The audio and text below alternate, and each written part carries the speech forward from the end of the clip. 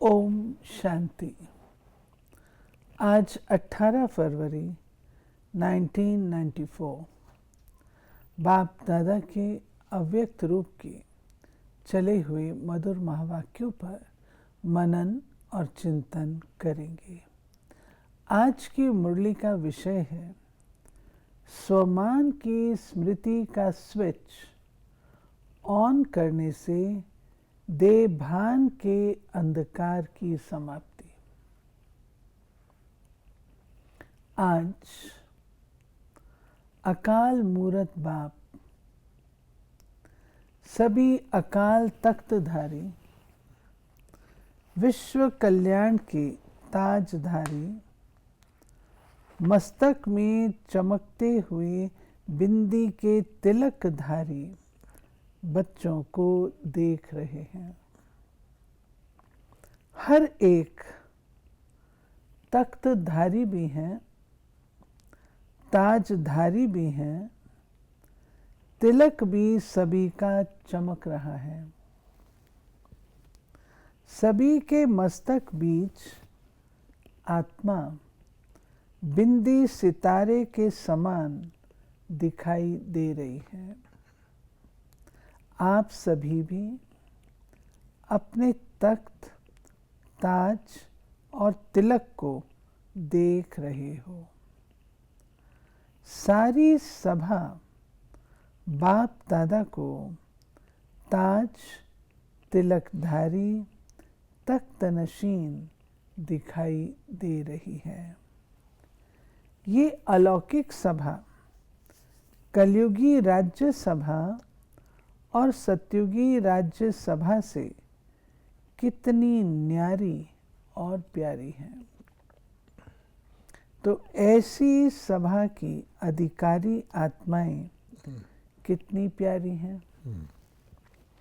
आप सभी को भी अपना ये तख्त, ताज और तिलकधारी स्वरूप प्यारा लगता है ना।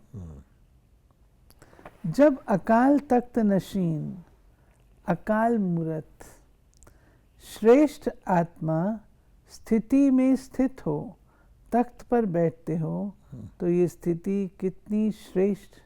यानी बाबा ने ये मुरली ही अकाल मूरत कह के शुरू की है। क्योंकि ये सारी चीज़ें जो है, ताज कौन सा, तख्त कौन सा, तिलक कौन सा, इसको धारण करने वाली अकाल मूरत आत्मा है। हम तो शरीर, दुनिया में तो शरीर पर ताज धारण करते हैं, तख्त पर बिठाते हैं और तिलक लगाते हैं, लेकिन ये बाबा ने जो सूक्ष्म हमारी स्थिति है उसको स्ट्रेट अवे उसी रूप से बयान करना शुरू किया है। और ख़ास इसमें ये कहा है, ये जो संगम युगी सूक्ष्म अकाल मूरत आत्मा की ये जो स्थिति है, ये सारी सभा को बाबा वैसे देख रहा है, ये कलयुगी राजसभा और सतयुगी राजसभा दोनों से कितनी न्यारी है। ईश्वरी राजसभा है, वो देवताओं की राजसभा है, ये मनुष्यों की राजसभा है और वो ईश्वरी राजसभा है। तो सचमुच आत्मा जो है इस समय इस स्मृति में आकर बाबा कहते हैं कितना प्यारा दृश्य है, कितनी ऊंची स्थिति है, आत्मा अपने आप स्वमानधारी बन जाती है। सभी की श्रेष्ठ स्थिति की झलक इस सूरत को फरिश्ता बना देती है। साधारण सूरत नहीं, फरिश्ता सूरत। तो फरिश्ता सूरत भी कितनी प्यारी है। फरिश्ते सभी को बहुत प्यारे लगते हैं, क्योंकि फरिश्ता सर्व का होता है, एक दो का नहीं। अब देखिए, अब हमने पहले डिस्कस किया ये आत्मा के ताज, तख्त और तिलक की बात है। आत्मा तो बिंदी है, तो आत्मा बिंदी कैसे इस ताज, तख्त और तिलक को पहनेगी। इमेजिन करो उसका फ़ोटो कैसा होगा। अब बाबा ने उसको और रियलिस्टिक बनाने के लिए कहा है कि तुम्हारा फरिश्ता रूप है तो आत्मा ही ना, तो उसमें देह फिर भी नहीं है, शरीर स्थूल शरीर फिर भी, तो तुम्हारे फरिश्ते रूप में अब आकारी रूप सामने आएगा, उसमें ताज तखत और तिलक वो तो धारण हो सकता ना, उसको देखो। तो फिर बाबा ने कहा फ़र्क देखो, अगर इस फरिश्ता रूप में धारण किया हुआ है तो फरिश्ता सबका होता है, देह में तो संबंध आ जाएंगे ना, ये मेरा ये तेरा, उस फरिश्ता सबका होता है। हाँ बाबा कहते हैं फरिश्ता सर्व का होता है, हाँ एक दो का नहीं। बेहद की दृष्टि, बेहद की वृत्ति, बेहद की स्थिति वाला है। फरिश्ता होता ही सबका है। हाँ। फरिश्ता सर्व आत्माओं के प्रति परमात्म संदेश वाहक है। फरिश्ता अर्थात सदा उड़ती कला वाला। फरिश्ता तो उड़ता ही रहता है, धरती पर तो रहता ही नहीं। फरिश्ता अर्थात सर्व का रिश्ता एक बाप से जुटाने वाला। यानी आप फरिश्ता की कितनी फाइन कंप्लीट डेफिनेशन बाबा दे रहे हैं। फरिश्ता अर्थात डबल लाइट, दे और दे के संबंध से न्यारा हल्का। फरिश्ता अर्थात सर्व को स्वयं की चलन और चेहरे द्वारा बाप समान बनाने वाला। फरिश्ता अर्थात सहज और स्वतः अनादि और आदि संस्कार सदा इमर्ज स्वरूप में दिखाने वाला। क्योंकि अनादि संस्कार अब वो हो गए, अब तो अकाल मूर्त के हो गए अनादि संस्कार, और शरीर फरिश्ते का है, उसमें आदि संस्कार। फरिश्ता अर्थात निमित्त भाव, निर्माण भाव और सर्व प्रति कल्याण की श्रेष्ठ भावना वाला। ऐसे फरिश्ते हो, फलक से कहो हम नहीं होंगे तो कौन होगा। फलक है ना, तो बाप दादा ऐसे फरिश्तों की दरबार देख रहे हैं। सिर्फ इसी स्वमान में स्थित रहने से देह भान स्वतः ही समाप्त हो जाएगा। ये बाबा ने समान की हमारी स्थिति क्या है, समान का स्वरूप क्या है वो बताया कि हम ये सारी बातें देह में आकर के सोचते हैं, है ना, कि मुझे कल्याणकारी बनना है, हाँ मुझे लाइट बनना है। ये बाबा ने हमें अपना स्वरूप ही बता दिया। अगर तुम सार में फरिश्ता रूप में रहोगे तो तुम्हारी फलक से बोलो फरिश्ता रूप, तुम्हारी झलक और फलक ही फरिश्ता रूप की सेवा करेगी, और कुछ करना ही नहीं है।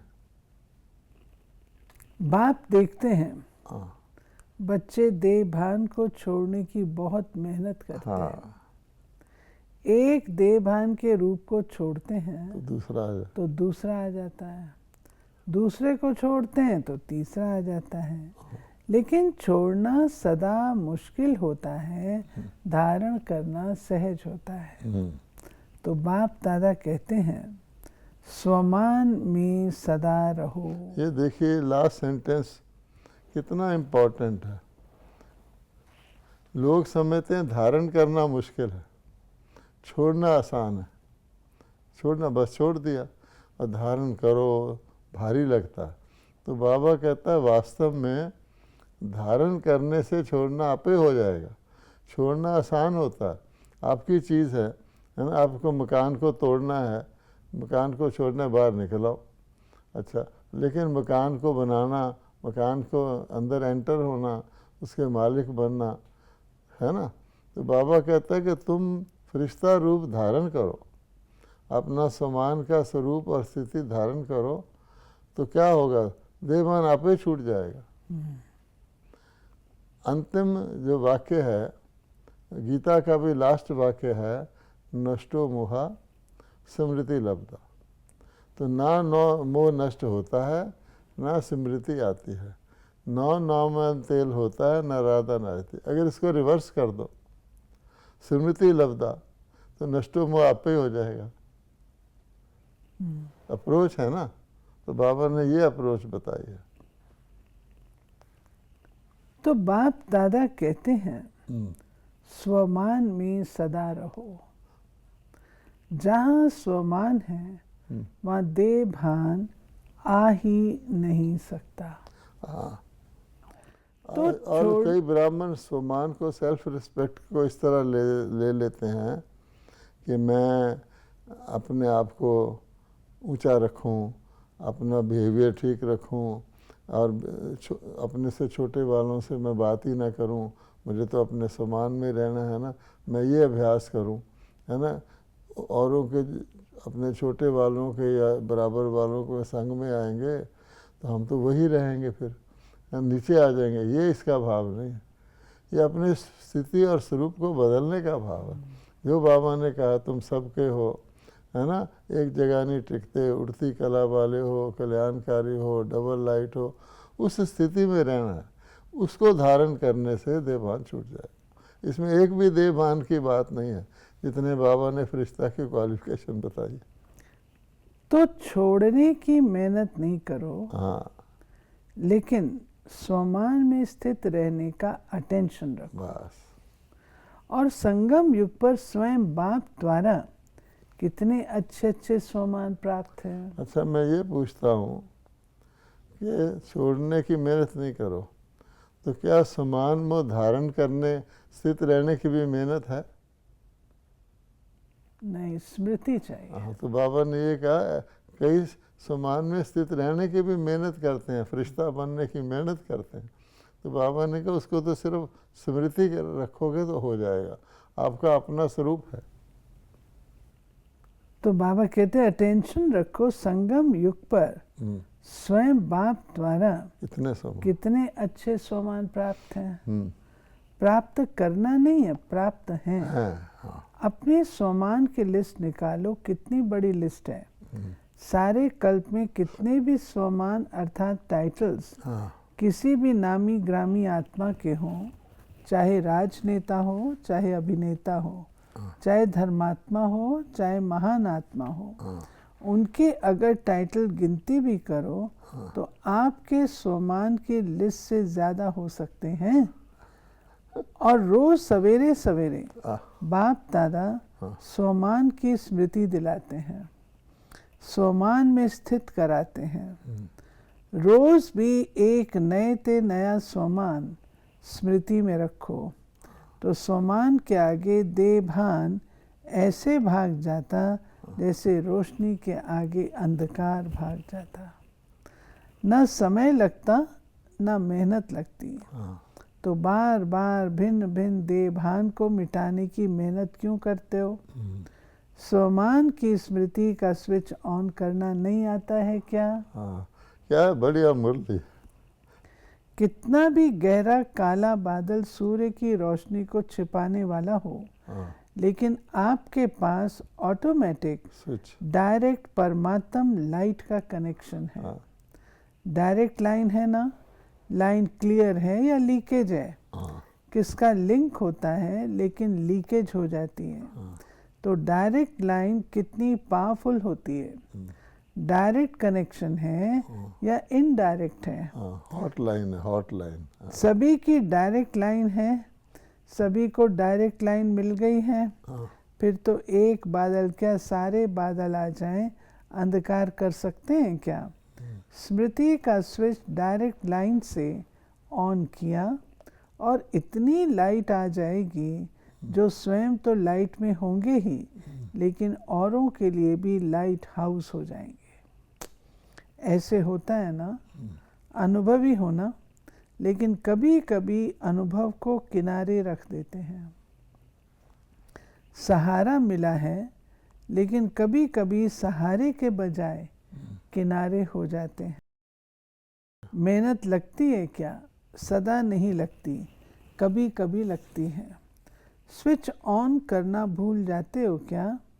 वास्तव में अगर एक मास्टर सर्वशक्तिवान का स्वमान भी याद रहे तो मेहनत की कोई बात ही नहीं। बाबा कहता समान तो तुम्हारी लिस्ट है, पूरी किताब बनी हुई है। लेकिन एक समान मैं मास्टर सर्वशक्तिवान हूँ और वो सर्वशक्तिवान है और उससे मेरा डायरेक्ट लिंक है। वहाँ से शक्ति लो और यूज़ करो। तो बाबा कहता है कहाँ रहेगा देह भान। देह भान एक कमज़ोरी है, यानी हम देह है ही नहीं। पहला ज्ञान का लेसन है तुम आत्मा हो, ये तुम्हारा मीडियम है। ऐसे देह हमने कितने लिए और छोड़े हैं। ये तो टेम्परेरी है, आज नहीं तो कल जाएगी, आत्मा तो रहेगी। तो क्यों नहीं मैं आत्म स्थिति में रहूं और देह को चलाऊं। ये देह हमें चलाने लग जाती है। तुम थके हुए हो, लेट जाओ। देह खुद लेटना चाहती है तो आपको कहेगी तुम मुझे लेटा दो, साथ खुद भी लेट जाओ। ये है ना, मार्ग मेहनत का नहीं है। हाँ लेकिन हाईवे के बजाय हाँ गलियों में चले जाते हो। हाँ मंजिल के निशाने से और आगे बढ़ जाते हो। अब देखिए कि संकल्प किया मैंने बाबा को याद करना है, ठीक है। 1 मिनट में कितने और संकल्प आ जाएंगे, पास्ट के, प्रेजेंट के, फ्यूचर के। कोई चीज़ सामने दिख रही उसका संकल्प आ जाएगा।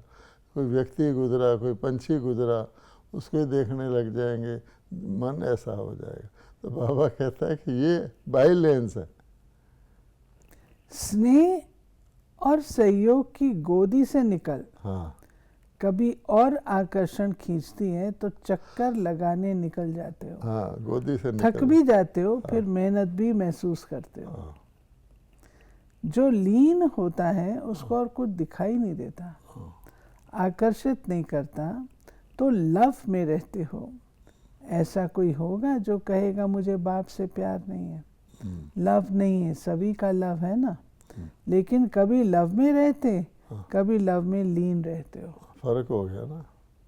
जहाँ सदा साथ भी है और साथी भी है, वहाँ क्या मुश्किल है। परम आत्मा की महिमा ही है मुश्किल को सहज करने वाली। सर्व संबंधों की सर्व समय प्रमाण बाप स्वयं हर बच्चे को ऑफर करते हैं। ये भी बाबा ने क्या रखा, जिस समय जिस संबंध की आवश्यकता वो मेरे से निभा सकते। कोई समय तो संबंध से साथी बनाते हो, हाँ, कोई समय साथी को किनारे कर देते हो। फिर कहते हैं कि अकेलापन फील होता है। अपना श्रेष्ठ जीवन साधारण जीवन अनुभव होता है। एक तरफ बाप दादा को खुश करते हैं, हम तो कंबाइंड हैं। कंबाइंड कभी अकेला होता है क्या? यहाँ ज्ञान सागर का किनारा है, ये भूल जाते हो। अगर सागर पसंद है तो सागर के किनारे बैठ जाओ। बाप ज्ञान सागर है ना, बाप कंपेनियन नहीं है क्या? उससे मज़ा नहीं आता है? आप सभी को सदा बहलाने के लिए तो ब्रह्मा बाप भी अव्यक्त हुए, लेकिन यहाँ तो सदा का साथी चाहिए ना। जब भी अपने को अकेलापन अनुभव करो, उस समय बिंदु रूप नहीं याद करो, वो मुश्किल होगा, उससे बोर हो जाएंगे। लेकिन अपने ब्राह्मण जीवन की भिन्न भिन्न समय की रमणीक अनुभव की कहानियाँ स्मृति में लाओ। अनुभव की कहानियों का किताब सभी के पास। जब बोर हो जाते हैं तो नॉवेल्स पढ़ते हैं ना, तो आप अपने कहानियों का किताब खोलो, उसे पढ़ने में बिजी हो जाओ। अपने स्वमान की लिस्ट को सामने लाओ, अपनी प्राप्तियों की लिस्ट को सामने लाओ। आज का भी जो स्लोगन था वो यही था कि अपनी प्राप्तियों को सामने लाओ तो कमजोरियां आप ही भाग जाएंगी। ब्राह्मण संसार के विचित्र प्रैक्टिकल कहानियों को स्मृति में लाओ। मन मनाभव होना ही सबसे बड़ा मनोरंजन है। क्योंकि सर्व संबंधों का रस व अनुभूतियां करना ही मन मनाभव है। सिर्फ बाप के रूप में या विशेष 3 रूपों के संबंध से अनुभव नहीं है, लेकिन सर्व संबंधों के स्नेह का अनुभव कर सकते हैं। यानी ऐसा कोई नाटक देखा होगा, नाटकों में 10 रिलेशंस होंगे, 20 होंगे, ये सारे संबंध उस नाटक में इंक्लूडेड हो, कितना मनोरंजक नाटक हो जाएगा। संबंधों से याद तो करते हो, लेकिन फर्क क्या हो जाता है? हाँ। एक है दिमाग से नॉलेज के आधार पर संबंध को याद करना, दूसरा है दिल से उस संबंध के स्नेह में, लव में लीन हो जाना। सिर्फ दिमाग से ही संबंध को याद किया तो दिमाग में दूसरी बात आने से दिल बदल जाता है, फिर मेहनत करनी पड़ती है। देखा क्या शानदार बाबा ने कहा है, दिमाग से याद किया तो दिमाग में दूसरी बात आने से नीचे वाला दिल बदल जाता है, और दिल से याद किया तो दिल बदलेगा ही नहीं। फिर क्या कहते हो, हमने याद तो किया बाबा मेरा कंपेनियन है, हाँ। लेकिन कंपेनियन ने तोड़ तो निभाई नहीं, अनुभव तो कुछ हुआ नहीं। बाबा की तरफ कहते उसने नहीं निभाई। ये दिमाग से याद किया, हाँ। दिल में स्नेह को समाया नहीं। जब भी कोई बात दिमाग में आती है तो निकलती भी जल्दी है, लेकिन दिल में समा जाती है तो उसको चाहे सारी दुनिया भी दिल से निकालना चाहे तो भी नहीं निकल सकती। डंडे भी खा लेंगे तो दिल से नहीं निकालेंगे। जो आई है वो जाएगी, तो दिमाग में तो आती है, आती रहती है, जाती है। फर्क है दिल और दिमाग का। बाबा ने कितना अच्छा फर्क बताया। आवश्यकता है फ्रेंड की, हाँ। और याद करो बाप को, हाँ। तो मज़ा नहीं आएगा। हाँ। इसलिए जिस समय जिस संबंध की अनुभूति चाहिए, उस संबंध को स्नेह से, दिल से अनुभव करो। परमात्मा का प्यार है तब पत्र लिखते हैं, अर्थात मुरली में उत्तर भी देते हैं, और याद प्यार भी देते हैं। बेहद का बाप है तो पत्र भी बेहद का लिखेगा, छोटा थोड़ी लिखेगा। वर्तमान समय विशेष विदेश में 2 सेवाओं का रिजल्ट अच्छा प्रत्यक्ष हुआ। एक ये ग्लोबल बुक, और साथ साथ जो अभी डायलॉग व रिट्रीट किया, उसकी रिजल्ट भी पहले से अच्छे से अच्छी रही। बाप दादा को याद है, पहले विदेश से VIPs तो छोड़ो, IPs लाना भी मुश्किल लगता था। अभी तो सहज लगता है ना, तो ये सेवा का प्रत्यक्ष फल है। सभी की दुआएं ब्राह्मण आत्माओं को बहुत बहुत प्राप्त होती हैं। अगर दुआएं रिसीव करो तो संपन्न हो ही जाएंगे। बुक भी अच्छा निकाला, प्रोग्राम भी बहुत अच्छा है। यानी जब ग्लोबल बुक निकाला गया तो उसको देखकर कितनों की दुआएं मिली होंगी। इतना शानदार, इतने स्टैंडर्ड का, इतना बड़ा बुक, इंटरनेशनल क्वालिटी का निकाला गया। तो ऐसे बाबा ने क्या रिट्रीट किया, जो डायलॉग कॉल ऑफ टाइम, उससे भी अनेकों की दुआएं मिली। खास शब्द बाबा ने ये कहा, दुआओं को रिसीव करो। कई बार बच्चे कर्म करते हैं, कर्म की श्रेष्ठ प्राप्ति अवेलेबल होती है, उसको रिसीव नहीं करते, अलबेलेपन में, साधारणता में खो देते हैं। तो रिसीव करना भी आवश्यक है। मेहनत नाम मात्र, सफलता ज्यादा। अब ऐसी सेवा के प्लान बनाओ। इस सेवा में भी ये दिखाई देता है कि मेहनत कम, रिजल्ट ज़्यादा। ऐसे विदेश के दोनों प्रोग्राम में भी ऐसे हैं।